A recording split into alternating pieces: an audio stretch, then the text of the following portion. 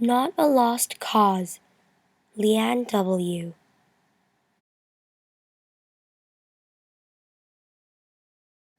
The rain droplets that dripped down the window pane did nothing to deflate my festive mood. Despite the storm, I was not at all less excited to attend my best friend's birthday lunch. My best friend, Marie Claus, did not like to overdo things, so for her 13th birthday, she simply invited a few of her closest friends to her favorite restaurant in the area. It was a local Chinese restaurant, the best around this embassy area which we lived in, for we were kids all with parents whom worked at the embassies in Tianjin.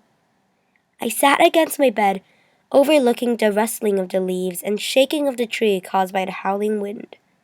I could never get bored reading my favorite novel. However, today all I could think of was the upcoming meal. Holding two presents, I left the house and hopped on my parents' car. As my parents dropped me off at Marie's, I saw a tall man, dressed in black, walk past and glance at me sympathetically, and had a warning spark in his eyes.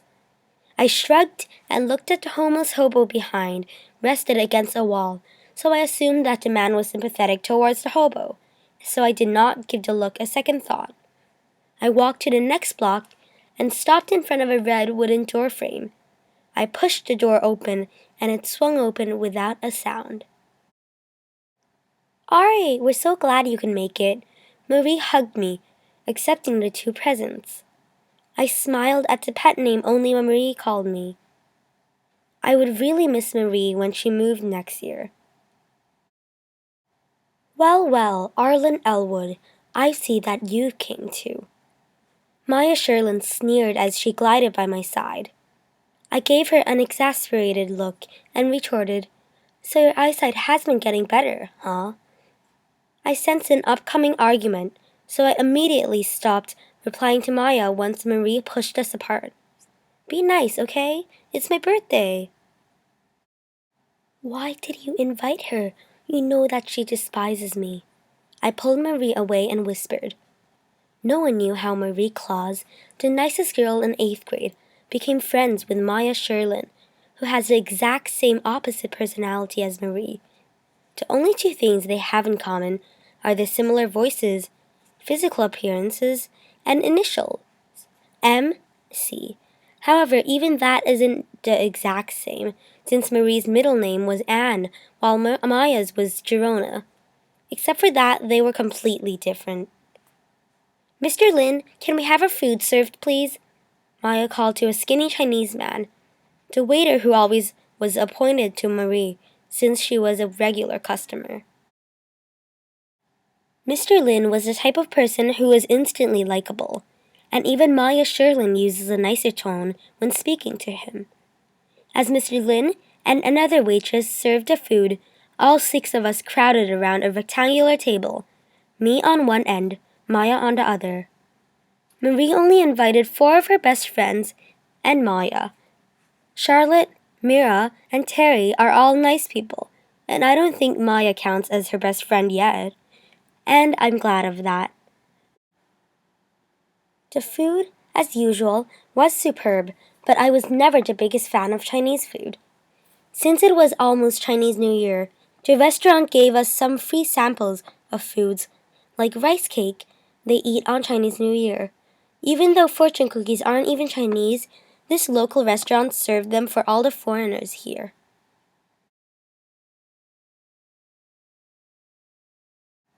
I cracked a fortune cookie in half and pulled the paper slip out.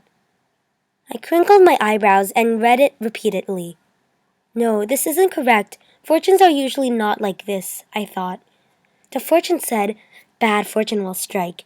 A betrayal will happen. You are being watched. Surely this was just an early April Fool's prank, right? Fortune cookies always have good fortunes. I looked around the room and saw the waitress who served the fortune cookies eyeing me. Catching my gaze, she winked and nodded. Her expression almost looked guilty for an instant, but it was gone after the blink of an eye. I scanned the table. None of them took notice of my surprised expression. Except Marie? I saw a flash of uncertainty and guilt. and when I met her gaze, she quickly turned around and started talking to Mira. Her unusual expression was only there for a moment, but it was there, unless I have imagined the whole thing. Of course I did. How could I have suspected my best friend since years ago? I quickly dismissed the thought and had a great time with some of my best friends, not including Maya, at the restaurant. I forgot all about the mysterious fortune cookie until one day I saw a familiar shape talking to the man in black I met on the streets on the day of Marie's birthday. Marie! I could recognize her anywhere. I avoided them and forced myself to avert my gaze, slowly walking onto the crowded streets covered in red and lit up by red lanterns. As Chinese New Year approached, the families lined their doorframes with calligraphy, hung lanterns wherever they could, and stuck all kinds of patterns and calligraphy written on red paper all around the houses. This was the most local part in this area, and even some of the foreigners followed the tradition and decorated their houses and apartments with red. All Chinese, whether they are superstitious or not, decorated red all over the place. Marie, I'm now pretty sure it's her, and the mysterious man disappeared around the corner after deciding no one was paying them attention, and I decided to follow them. Yes, I might be caught, and there are many possibilities, but from that moment, I finally knew why many movie characters dumbly follow danger. Curiosity always wins. I scurried out of the busy and loud streets, following the pair to the local dumpster. I ducked behind a pile of electronic waste and broken materials. Even if you were jealous of her, that is a little cruel. The man in black sighed. Oh, so coming all this way, you're now sorry for her? Marie sneered. Wait, no, that is not the Marie I know, or I thought I knew. Everyone loves my sweet little sister. The only way to ruin that is to make her closest friend believe what she is not. Marie continued. Something is terribly wrong by this point. Marie does not have a sister, and she would never do this to someone else. Never. This is not Marie. I shuffled a little and realized I had blew my cover. I ran away as fast as I could, blending into the crowds, leaving the confused and angry pair shuffling amongst the local Chinese. I finally took a breath, crouching at the side of the buildings to catch my breath. Staring at the cement ground, two shadows approached, and before I looked up, I knew this would not end well. As I straightened my back, I saw a familiar face, only it was not Marie's, but Maya's. I moaned at my stupidity. Obviously, I could have guessed, with the similar looks and voice, and today Maya was even wearing a hoodie just like Marie's favorite one. Arlen Elwood, Maya scoffed. Obviously, you're here to ruin everything planned. Maya, you. I know I should have come up with a comeback, but I was too frustrated. Towards everything. Yes, me. Sweet little Marie's mean cousin. Obviously, she kept it a secret, not wanting to ruin her reputation. Me, the evil cousin, just as stories go, is going to ruin everything, but it is not going to work. Cliché as it seems, every story ends up like this. There was bitterness behind her words. I can even sense a defeated and broken tone. I wanted you to think that Marie has betrayed you, but now you are going to tell me in. I did not have enough time to comprehend her relation with Marie when I was hit with another turning point. Maya collapsed on the ground and started weeping. Even the man in black was shocked at Maya's sudden brokenness and helped her up. Maya, it's fine. Why didn't you just tell us the first place? My voice softened after knowing Maya did not mean much harm. Maya looked up and surprisingly beamed.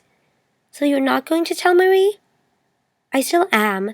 Maya deflated a little at that. But Marie is going to forgive you. You wonder why everyone likes Marie? 'Cause because she has a personality you do not have and that you should learn. My anger suddenly swelled up, not directly at Maya, but at life. Knowing Marie for such a long time, I should have known straight away that Marie never can or will be like her cousin.